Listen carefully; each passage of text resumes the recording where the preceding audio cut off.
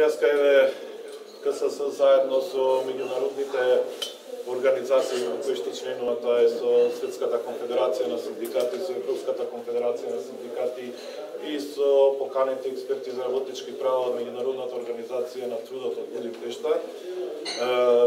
Правиме една конференција во која што имавме намера да ги поканиме надлежните од власта да дојдат и да поразговараме јавно и пред медиумите и пред меѓународната јавност како мисли и кога мисли да ги усогласи платите согласно колективните договори и платите во јавниот сектор.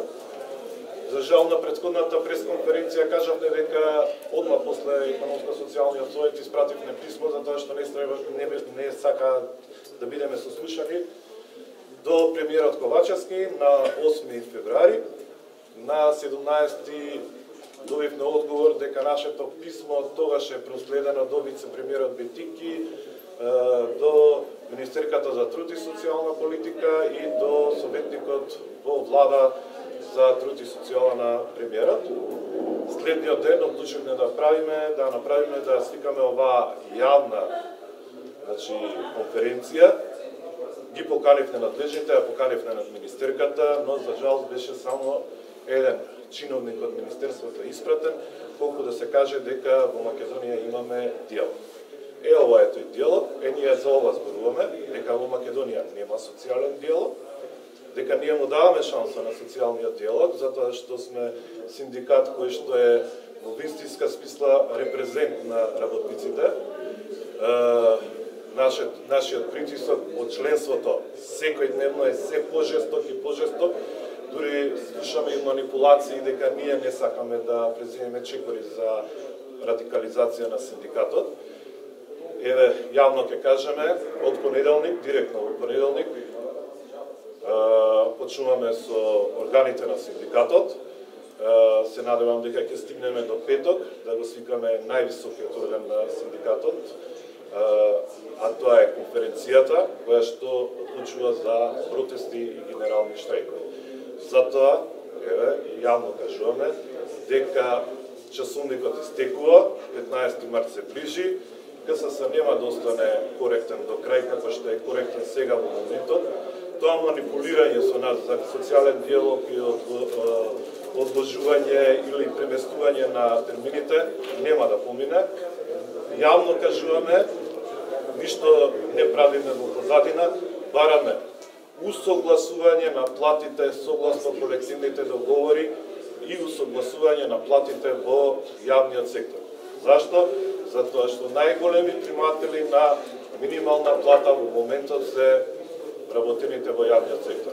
Ако во моментот имаме 80.000 приматели на минимална плата, тие што взимаат минимална плата и под минимална плата, верувајте, нашите анализи покажуваат дека 50%, околу 40.000 се во јавниот сектор.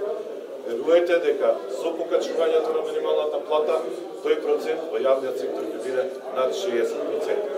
Затоа, еве, уште еднаш повикуваме на разум и да седнеме да преговараме, спротивно КСС во следната недела ќе ги донесе своите одлуки како ќе постапува понатака и мислиме дека нема да биде нималце коректно од нивна страна да ни игнорираат и понатака. Што значи ово согласување? Дали скалеско согласување или оно согласување линеарно 3000 денари разликата меѓу сегашната минимална плата и ова плата самова минимална сега што е на сила?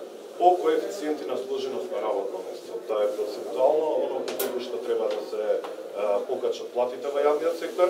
Впрочем, денес имавме една презентација тука која што сакавме на надлежните да им ја кажеме. 2017 минималната е 10.000 денари, а најниската плата во јавниот сектор тогаш беше на носителите на денот 12.188 денари. Денес имаме минимална плата од 15.200, а ќе имаме следните денови од 18.000, а најниската плата е повторно 12.000 и некој денар покачена и 848 денари. Затоа, кажуваме, ние не го бараме од сега, веќе го бараме 5 години, 5 години сме игнорирани, 5 години владата ги крши и законите и колективните договори. Време е да ставиме крај на ваквото однесување. До сега немало согласување со колективните договори? Не, немало никакво согласување. имаше само некакво покачување на платите, тоа беше 2019 година 5% во јавниот сектор, тоа што го кажа, имаше 10 плюс 10% во образование и околу 20 до 30% имаше во здравство само во одредени групи.